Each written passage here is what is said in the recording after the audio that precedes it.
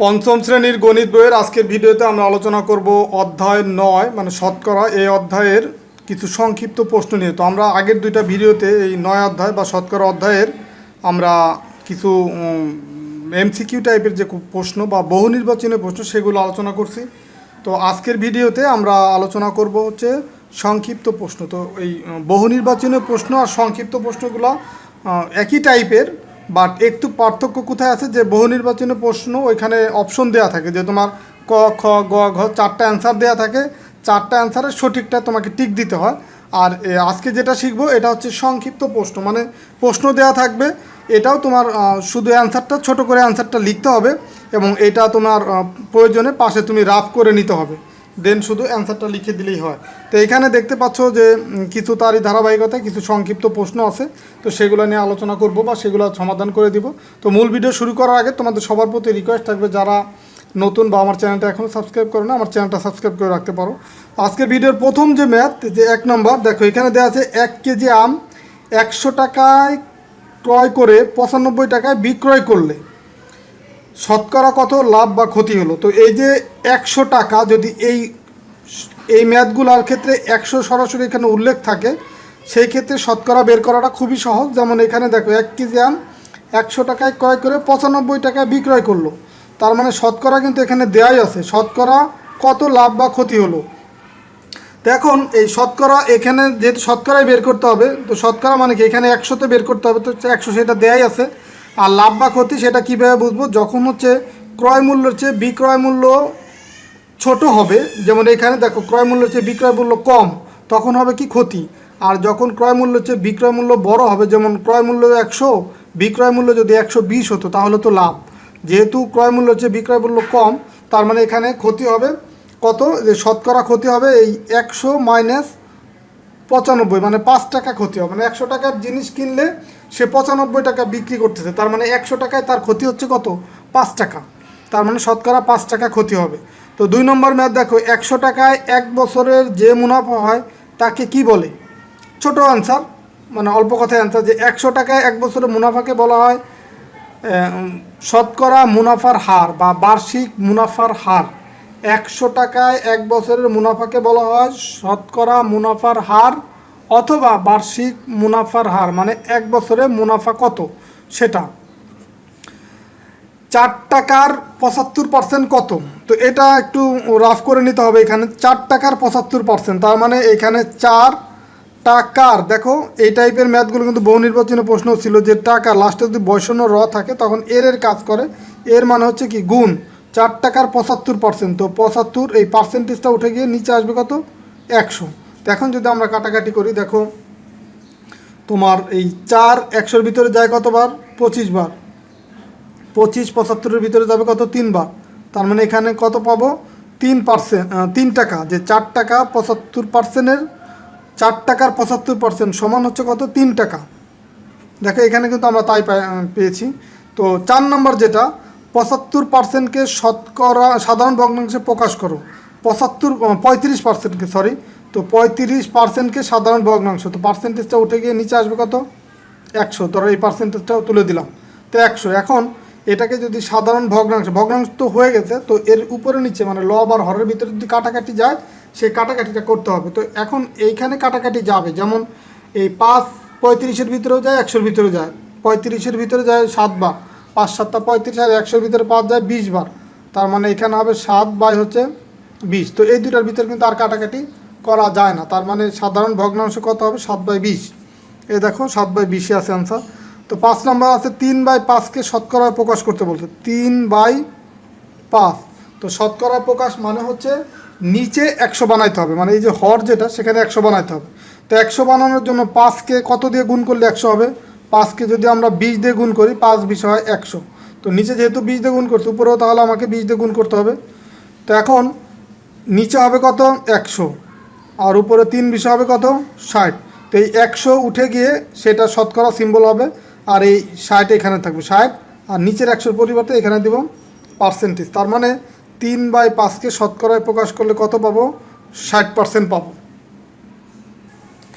তো এরপরে দেখো 6 নম্বর সিমিলার ম্যাথ, 3/4-কে শতকরায় প্রকাশ করব, 3/4। তো সেমভাবে আগেরটার মতো নিচে আমাকে 100 বানাইতে হবে, মানে হরে 100 বানাইতে হবে। তো 4কে কত দিয়ে গুণ করলে 100 হবে? 4কে যদি 25 দিয়ে গুণ করি তখন 100 হবে। তো এই 25 দিয়ে যেহেতু নিচে হরকে গুণ করছি, তো লবকেও 25 দিয়ে গুণ করতে হবে। তো এখন 3 25 উপরে পাবো কত? 75, আর নিচে পাবো হচ্ছে 4 25 100। তো এই নিচের 100 উঠে গিয়ে এই 75 তার সাথে পার্সেন্টেজ আকারে হয়, তার মানে এখানে হবে 75%। দেখো এই যে 75% দেওয়া আছে। 7 নম্বর, একটি বইয়ের ক্রয় মূল্য হচ্ছে 100 টাকা এবং বিক্রয় মূল্য হচ্ছে 120 টাকা, মানে যে দামে সে কিনে বিক্রয় করে তার চেয়ে 20 টাকা বেশিতে শতকরা কত লাভ হয়? দেখো 100 টাকায় তার হচ্ছে ক্রয় মূল্য, তো 100 টাকা থেকে তার লাভ হয় কত? বিক্রয় করে যেহেতু 120 টাকা, তার মানে তার এখানে 20 টাকা লাভ হয়। তার মানে শতকরা কত লাভ হয়? 100 টাকায় শতকরা মানে 100 টাকায় কত লাভ হয়? 100 টাকায় তাহলে কত হয়? 20 টাকা লাভ হয়। তো এটা রাফ করা ছাড়াই বলা যায় 20%। 8 নম্বর কি 60 টাকার 25%। 60 টাকার এই যে লাস্টে যে র আছে, তার মানে এর কাজ হবে 60 টাকার 25%, তার মানে 60 গুণ হচ্ছে 25%, 25 আর পার্সেন্ট যেটা আছে 25-এর পরে সেটা তুলে দিয়ে এখানে নিচে দেবো কিন্তু 100। এখন এই 25 100-এর ভিতরে কতবার যাবে? 4 বার যাবে। আর 4 15 60-এর ভিতরে যাবে কত? 15 বার। 4 15 60, তার মানে এখানে পাবো হচ্ছে 15। দেখো এই যে 15 টাকা, 60 টাকার 25% মানে হচ্ছে 15 টাকা। তো 8/9-কে শতকরায় প্রকাশ করো। তো এইটার ভিতরে একটু জটিলতা আছে, এটা একটু ভালোভাবে বুঝো। এই 8 হচ্ছে কত? 9, এটাকে প্রকাশ করতে হবে কত? শতকরা। তো শতকরা প্রকাশ মানে কি? নিচে আমাকে 100 বানাইতে হবে। তো দেখো এই ম্যাথে 9কে এমন কোনো সংখ্যা নাই যেটা দিয়ে ডিরেক্ট গুণ করলে 100 পাবো। 9কে দেখো 10 দিয়ে গুণ করলে পাবো হচ্ছে 90, 11 দিয়ে গুণ করলে পাবো 99, 12 দিয়ে গুণ করলে পাবো আবার 108। তার মানে 100 কিন্তু মিলতেছে না। তো এরকম যদি হয় যে নিচে কখনো না মিলে, তখন সরাসরি 100 দিয়ে গুণ করতে হবে। তার মানে উপরে 8, নিচে হচ্ছে 9, এই 9কে গুণ করবো হচ্ছে 100 দিয়ে, আর যেহেতু নিচে 100 দিয়ে গুণ করলাম উপরেও 100 দিয়ে গুণ করব। তার মানে এইখানে নিচে আমার প্রয়োজন হচ্ছে কত? 100 প্রয়োজন, বাদ বাকি তোমার আর তো কিছু প্রয়োজন নাই। তো এখানে 9 রয়ে গেছে, তো এই কারণে আমরা এই 8 আর 100 যদি গুণ করি এখানে পাবো হচ্ছে 800, আর নিচে পাবো কত? 9, আর এইখানে পাবো হচ্ছে 100। তো এখন দেখো এই 9টা তো আমার প্রয়োজন নাই, তার মানে এই 800-কে আমরা 9 দিয়ে ভাগ করে ফেলবো। 800-কে 9 দিয়ে ভাগ করব, দেখো কত আসে? 800 ভাগ হচ্ছে 9। তো 9 হচ্ছে 8-এর ভিতরে যায় না, তার মানে 2 অঙ্ক। এই 80-কে তাহলে ভাগ করব, 80-র ভিতরে 9 যাবে কতবার? 9 নং 81, তার মানে 8 বার যাবে। 8 নং 72, তার মানে 80 থেকে 72 বিয়োগ করলে থাকবে কত? 8, আর এই শূন্যটা এখানে নামাইলে আবার হয়ে গেল 80। তো আবার 8 দিয়ে গুণ করি 9-কে, 72। তাহলে দেখো এইখানে আবার 72 পেলাম, 80 থেকে 72 বিয়োগ করলে আবার 8 পাবো। তো এখন দেখো এরপরে তো আর কোনো অঙ্ক নাই, তো অঙ্ক যেহেতু নাই, তো এইখানে তাহলে এই 8 যেটা আমরা পেলাম এটাকে বড় বানানোর জন্য এইখানে একটা দিব দশমিক, আর এখানে দিব একটা শূন্য, তার মানে আবার 80 হয়ে গেল। তো 80-র ভিতরে আবার 9 কতবার যাবে? 8 বার যাবে, 8 নং 72, তার মানে আবার এখানে কত আসবে তাহলে? 8। তা দশমিক যেহেতু একবার দিয়ে ফেলছে, আবার একটা অঙ্ক এখানে নামাইতে পারবো। আবার এই 80-র ভিতরে 9 যাবে কত? 8 বার, তার মানে আবার 72, আবার 8 থাকবে বিয়োগ করলে। তার মানে এইভাবে যতবার আমি ভাগ করি এরকম 8 অবশিষ্ট থেকেই যাবে। তার মানে আমরা এই 800-কে যদি 9 দিয়ে ভাগ করি, ধরো 100টা আমরা বাদ রাখলাম, এটা ধরো আমরা বাদ রাখলাম, তার মানে যদি আমরা এই 9 দিয়ে 800-কে ভাগ করি তাহলে এখানে পাবো কত? 88 দশমিক, এখানে তো 8 8 পেতেই থাকবো, তার মানে 8 দশমিকের পরে দশমিক যদি 0.5-এর চেয়ে বেশি হয় কোনো ভ্যালু, তাহলে আমরা তার যোগ করতে পারি। দেখো এখানে 8 আছে, তারপরেও তো আমরা 8ই পাবো, তো সেই 8টাকে বাদ দিলে এই 8-এর সাথে 1 যোগ হবে, তার মানে এখানে হবে কত? 9, 8 9, আর নিচে আছে কত? 100। তো নিচের 100-র পরিবর্তে সেটা উঠে গিয়ে এখানে শতকরা সিম্বল হয়, তার মানে আমরা লিখতে পারি এখন 8.89, এই নিচের 100 তুলে দিয়ে পার্সেন্টেজ। তার মানে দেখো এখানে 9 নম্বর উত্তর দেওয়া আছে কি? 88.89। তো যদি কখনো ডিরেক্ট নিচের যে হরের যে মানটা আছে সেটাকে যদি কোনো কিছু দিয়ে গুণ করে 100 বানাতে না পারি, সেই ক্ষেত্রে তোমাকে এই 100 দিয়েই উপরে নিচে গুণ করে দেন নিচে একটা 100 নিচের 100টা রেখে দিয়ে বাকিটা দিয়ে ভাগ করে এইভাবে করতে হবে। তো এইটা কিন্তু একটু ভিন্নতা আছে, এবং প্রশ্ন যদি কখনো তোমাদের প্রশ্ন কঠিন করতে চায় তখন এই টাইপের ম্যাথ দিতে পারে। তো তো দেখো 10 নম্বর ম্যাথ কি আছে, যে একজন বিক্রেতা একটি চেয়ারের ক্রয় মূল্যর চাইতে 5% কমে 7,600 টাকায় বিক্রয় করলো। চেয়ারটির ক্রয় মূল্য কত? দেখো এখানে 5% কমে, 5% কমে, তো এই কথাটার অর্থ কি? এই কথাটার অর্থ হচ্ছে ক্রয় মূল্য যদি 100 টাকা হয়, বিক্রয় মূল্য কত? 100, যেহেতু 5% কমে, ক্রয় মূল্য 100 টাকা হলে বিক্রয় মূল্য হবে কত? 95 টাকা। তো এখানে দেখো বের করতে বলছে ক্রয় মূল্য, তার মানে আমরা ক্রয় মূল্যটা ডান পাশে লিখব। তো বিক্রয় মূল্য যদি 95 টাকা হয়, ক্রয় মূল্য কত হবে? 100 টাকা, যেহেতু সে 5% কমে সেল করতেছে।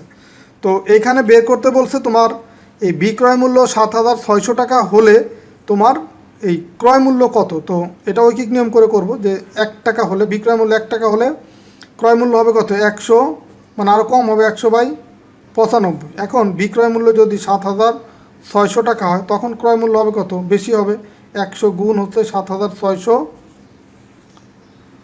দেন ভাগ হচ্ছে কত? 95। তো এখন এই 100 আর 7,600 দিয়ে গুণ করি, 7,600 আর এই 2টা শূন্য তারপরে বসে যায়, নিচে আসে কত? 95। তার মানে 95 দিয়ে ভাগ করতে হবে কাকে? 95 দিয়ে ভাগ করতে হবে তোমার এইখানে যে সংখ্যাটা আছে, একক, দশক, শতক, সহস্র, অযুত, লক্ষ, 7,60,000-কে।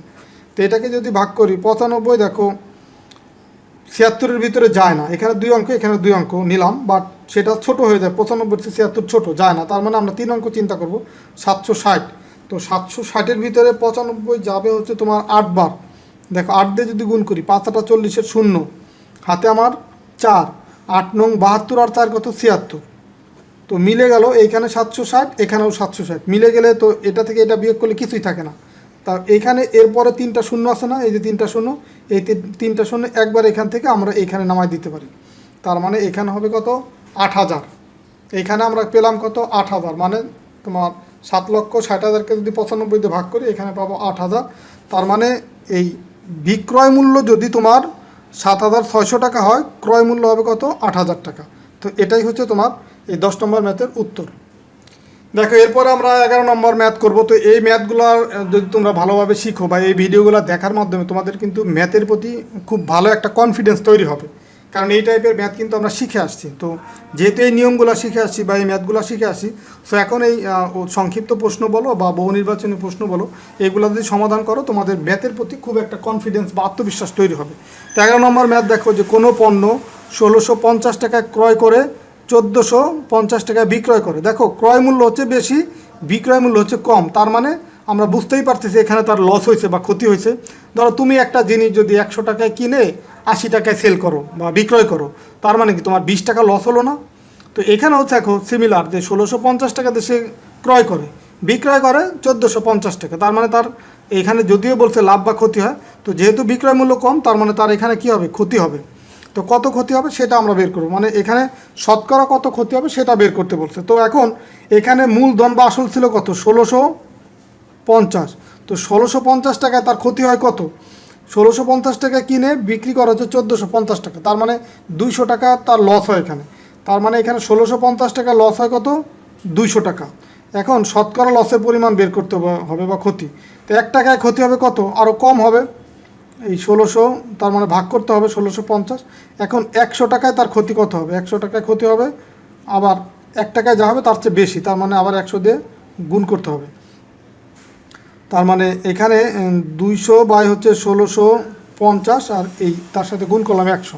এখন এটা যদি আমরা কাটাকাটি করি, এটা 1,000 কাটাকাটি করলাম, তো এইখানে থাকবে তোমার 200-কে যদি 10 দিয়ে গুণ করি, তার মানে এইটা হবে 2,000, আর নিচে হবে কত? 165। তার মানে এই 2,000-কে যদি আমরা 165 দিয়ে ভাগ করি, তো 165 দেখো 200-র ভিতরে কয়বার যাবে? একবার যাবে, 165। তো 200 থেকে 165 বিয়োগ করলে এখানে থাকবে কত? 35। তো এই শূন্যটা এখানে নামাই নিয়ে আসলাম, এখন পেলাম কত? 350। 350-এর ভিতরে 165 যাবে 2 বার, তার মানে এখানে হবে 150 দুগুণে হচ্ছে 300, আরও 15 দুগুণে 30, তার মানে 330। তার মানে এখানে থাকবে কত? 20। তো দেখো এই সংখ্যাটাকে এখন এই 20-কে তো আর 165 দিয়ে ভাগ করা যায় না, তার মানে এটাকে বড় বানাইতে হবে। বড় বানানোর জন্য আমরা এখানে তো কোনো অঙ্ক নাই যে আমরা কেটে নিয়ে আসবো, তো এই কারণে এখানে একটা দশমিক দেবো, এখানে একটা শূন্য দেবো। দেখো আবার 200 হয়ে গেল, প্রথমে কিন্তু 200 ছিল, আবার 200 হলো, তো 200-র ভিতরে 165 যাবে কতবার? একবার। তো এখানে পাবো কত? তাহলে 165, তাহলে 200 থেকে 165 বিয়োগ করলে পাবো 35। তো দেখো একবার তো দশমিক দিয়েই ফেলছি, তার মানে এখানে আবার একটা শূন্য নামাবো।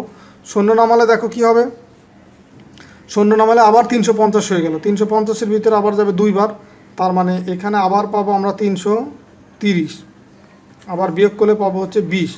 তো দেখো এইভাবে তাহলে আমাদের যতবার আমরা ভাগ করব এইভাবে 12.12, আবার 1 2 1 2 এইভাবে করে পেতে থাকবো।